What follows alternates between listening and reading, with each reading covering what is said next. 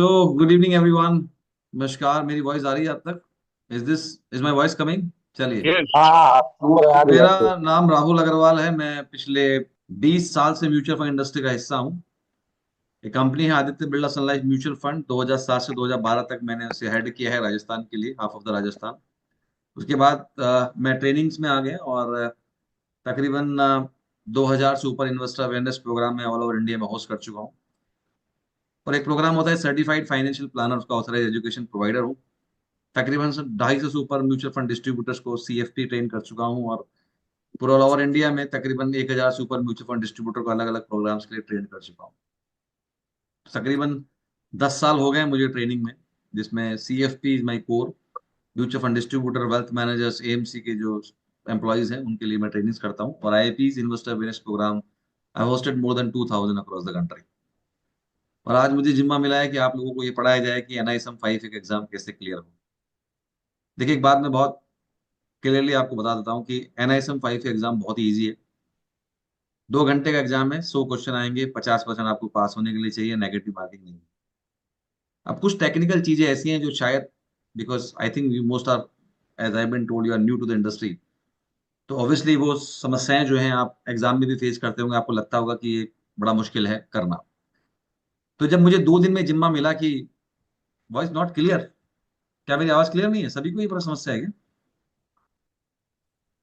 Clear है, आ रही है। तो आप देखिएगा सर, आपके इंटरनेट में वहां कोई समस्या होगी।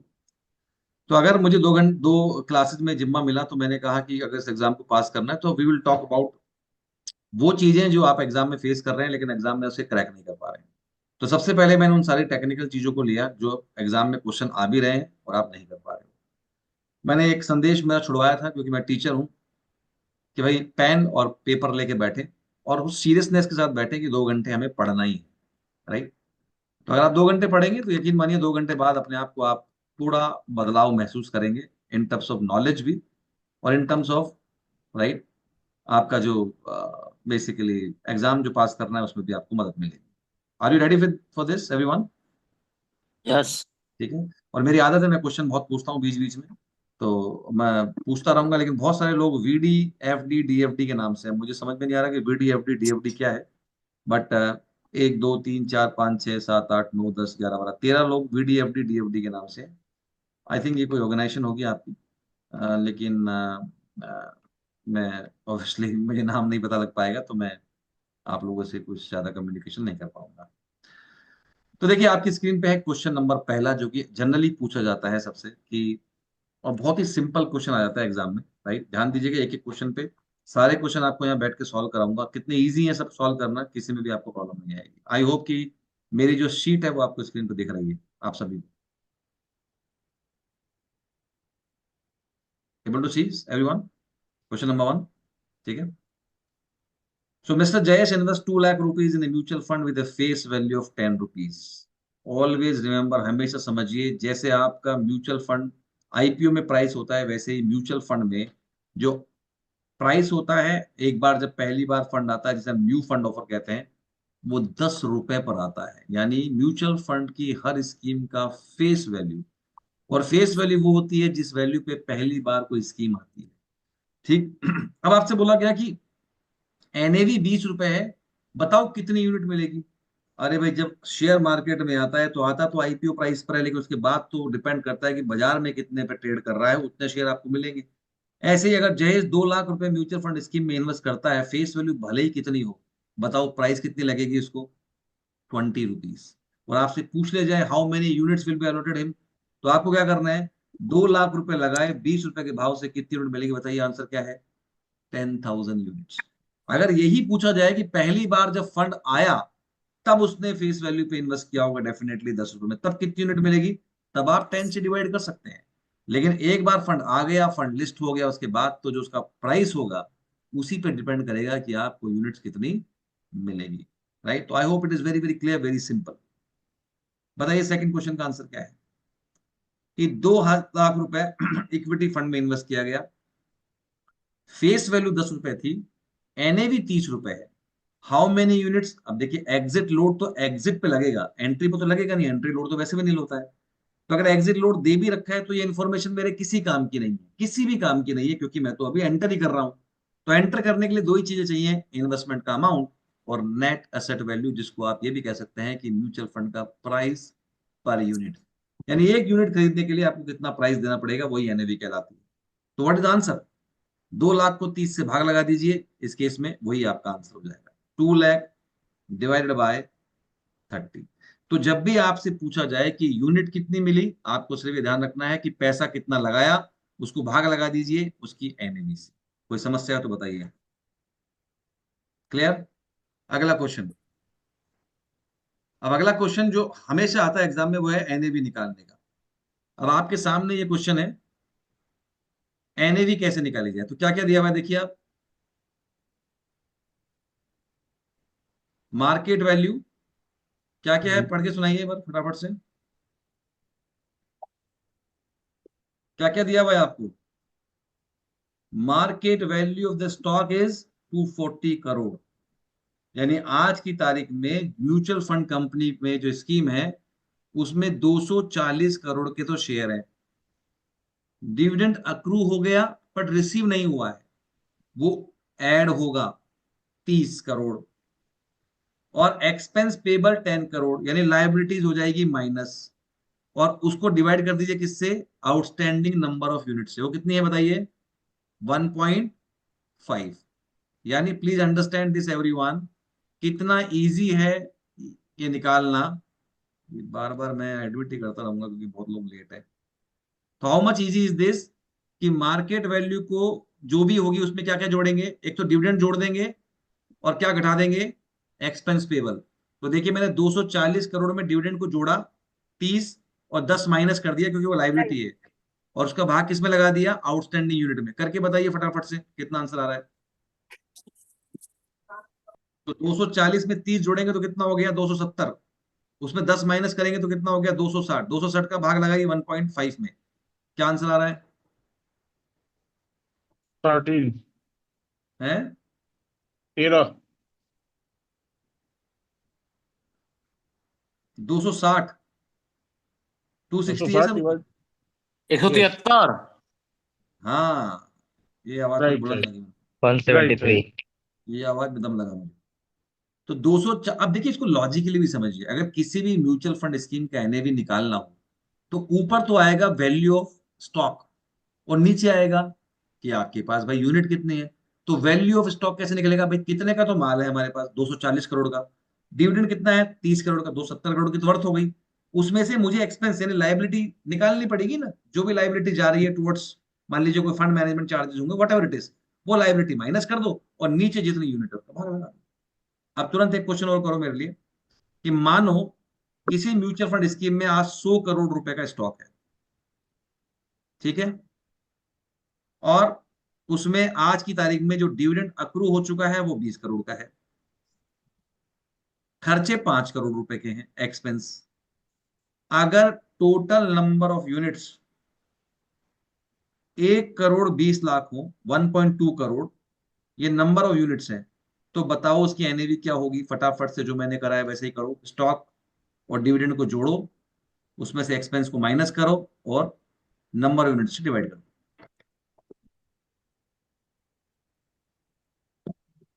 95.83।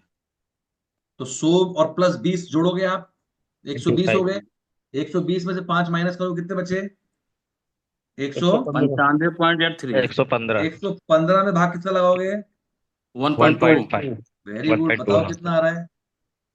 9 95.8। 95.83।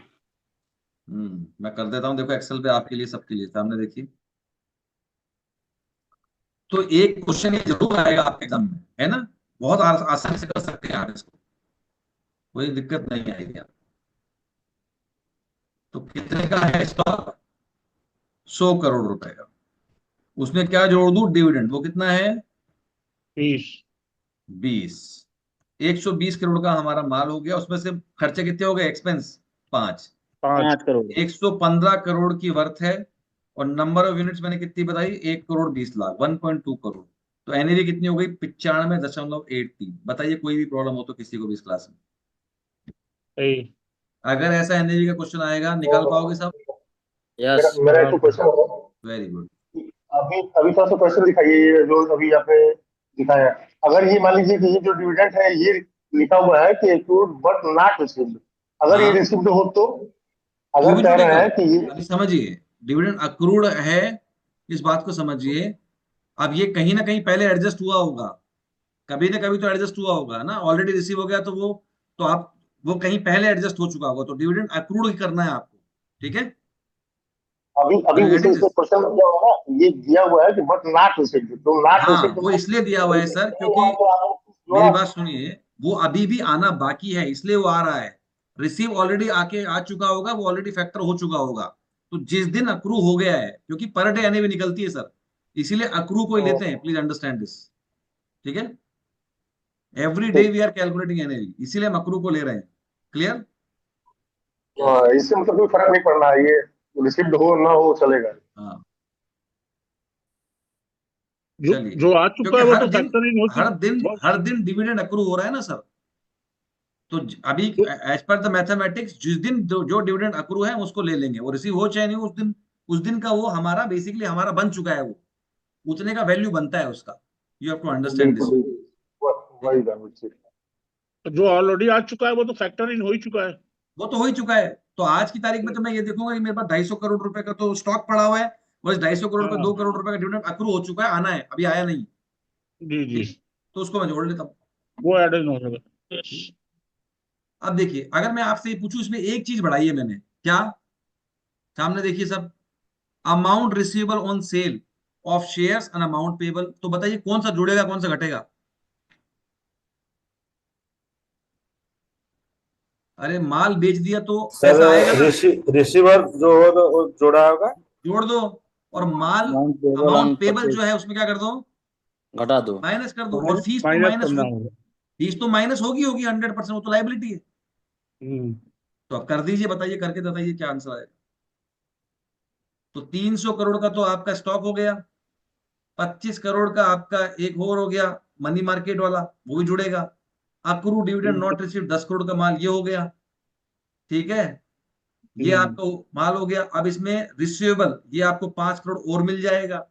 अब घटाना क्या क्या है इसमें से, एक तो ये 10.5 करोड़ रुपए जो पेबल है वो, एट और पॉइंट एक वन करोड़ सिक्स अब इसमें से आपको बस भाग कितने का लगाना है, 3 करोड़ का, 3 का।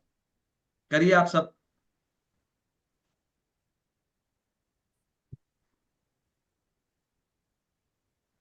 तीस आराम से करिए, कोई जल्दीबाजी नहीं।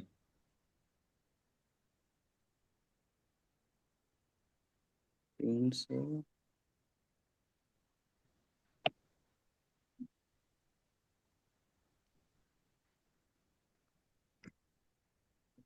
109.5।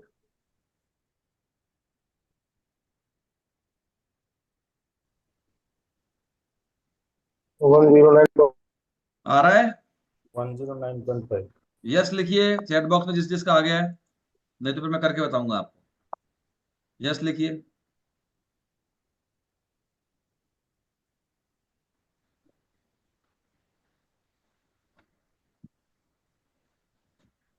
जिस जिसने भी कर लिया है प्लीज, वेरी गुड, शाबाश, बहुत बढ़िया। बाकी लोग भी करिए, 1 मिनट रुक रहा हूं मैं यहाँ पर, जल्दी नहीं है, एग्जाम में आए तो पूरा करना है।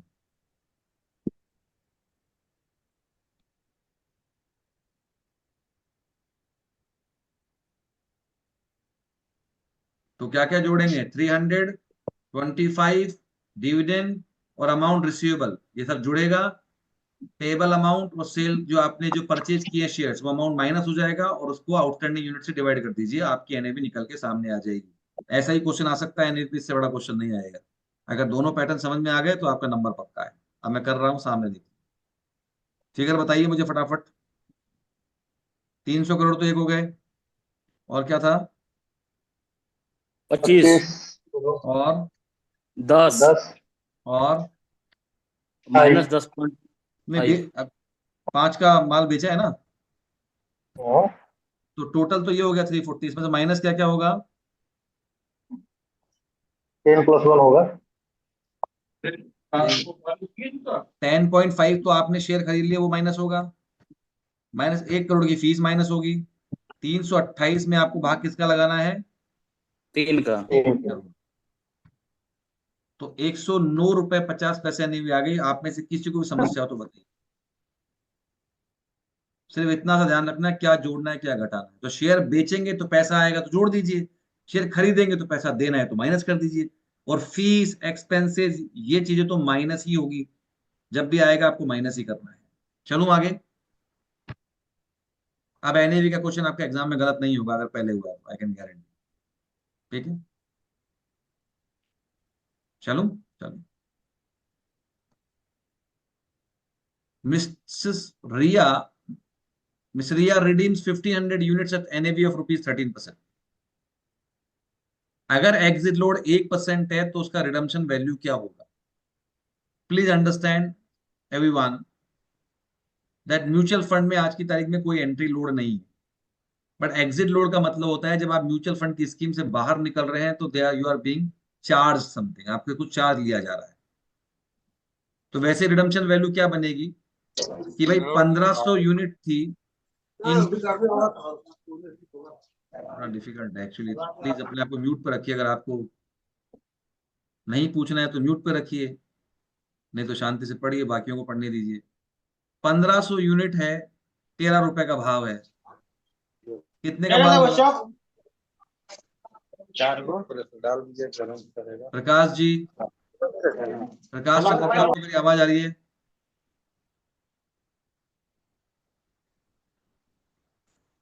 पंद्रह सौ इंटू 13 कितने का माल बना बताइए? 19,500। है जी, 19,500। चलिए 19,500। राइट। तो एक्सेल कर देता हूँ, देखो आपके लिए बहुत इजी है ये क्वेश्चन, डोंट वरी। और अभी शार्प रेशियो वगैरह पढ़ाऊंगा, वो बहुत इजी है, उसके क्वेश्चन आते आते हैं। 19,500 का आपका रिडम्पशन वैल्यू बनता है। 1% आपका एग्जिट लोड लगेगा। किसका 1%? इसी 19,500 1% निकाल लो, 195 रुपए हो गए। 195 रुपए को माइनस कर दो 19,500 में से, कितना आ रहा है बताओ? 19,305। तो ऐसे क्वेश्चन को करने के लिए बड़ा सिंपल है, यूनिट मल्टीप्लाई बाय प्राइस कर दो और उसमें से जो भी आपका एग्जिट लोड का परसेंटेज है वो माइनस कर दो। बताइए कोई दिक्कत हो? एक क्वेश्चन करते हैं इस पे, एक और क्लैरिटी आ जाएगी आप। चलिए, और वो क्वेश्चन मैं ही बना देता हूं आप लोगों के लिए। मान लीजिए कोई बंदा रिडीम करने गया, पैसा म्यूचुअल फंड में से 2,000 यूनिट थी, यूनिट का भाव 20 रुपीज है एनएवी, और आधा परसेंट लोड है, 0.5% एग्जिट लोड है। बताइए कितना पैसा उसको देंगे आप वापस? ये 0.5% है, 5% नहीं ध्यान रखिएगा, it is 0.5%। 39,800। Very good. So it is 40,000 rupees students. 40,000 into 0.5%, कितना लोड लग गया उसको? 200 रुपीज। Right sir. तो 200 रुपीज का मतलब है कि कितना हाँ पैसा जी, मिलेगा? 200। 39,800। Very good, perfect. कोई प्रॉब्लम आप में से किसी को भी तो बताइए। एंड आई होप कि आप लोग ये जो टेक्निकलिटी सीख रहे हैं, calculations of NAV, calculation of redemption value, अगर आपके पास पेन पेपर नहीं है इस वक्त, या फिर एक्सेल शीट आप खोल के नहीं बैठे हैं, तो फिर आपका ज्यादा फायदा होने वाला नहीं। ठीक है, सुनने से कुछ नहीं होगा, करने से ही होगा। अब आप में से किसी ने लिखा नो नो वीडीएफडी डीएफडी, ना तो मुझे नाम मालूम चल रहा है, बताइए सर क्या परेशानी है?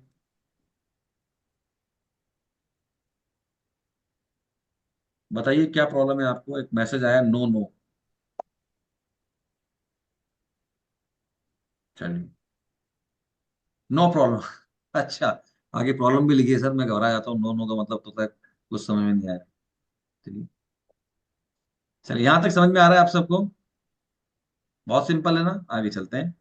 चलिए, और सिंपल ही है सब कुछ, तब कुछ नहीं है। A mutual fund has the policy of imposing an exit load of 1% for redemption up to 1 year। तो जनरली आपने स्कीम्स में देखा होगा कि 1% का जो चार्ज है वो अप टू 1 ईयर तक लगेगा, उसके बाद वो गिर जाता है। And 0.5% for redemption beyond 1 year. अब वो बोल रहा है कोई इन्वेस्टर 2000 यूनिट को रिडीम कर रहा है 40 रुपए पे at the end of 6 months, तो बताओ 1% लगेगा या आधा परसेंट लगेगा? एक साल तक कितना है? 1% लगेगा, 1% ही लगेगा। तो अगर एक साल तक एक है तो भाई हम तो 6 महीने में रिडीम कर रहे हैं, तो 1% ही लगेगा। तो बता दीजिए बिल्कुल। फटाफट से रिडम्पशन वैल्यू क्या होगा। तो 2000 यूनिट है, 40 रुपए का भाव है, और 1% का आपने एग्जिट लोड लगा दिया। फटाफट से चैट बॉक्स में आंसर दीजिए तुरंत। वही 39,800 आएगा, हाँ जी, 39,800, 79,200 39,600, 39,600। 79,000। अरे आराम से करिए, जल्दी नहीं है। 2000 इंटू 40 कितने का माल हो गया? 80,000, 80,000 रुपए का 1% कितना होता है सर? 800, 800 रुपए घटाएंगे 80,000 में तो कितने? 79,200। हाँ, तो हिंदी में क्या कहेंगे? 79,200। 200।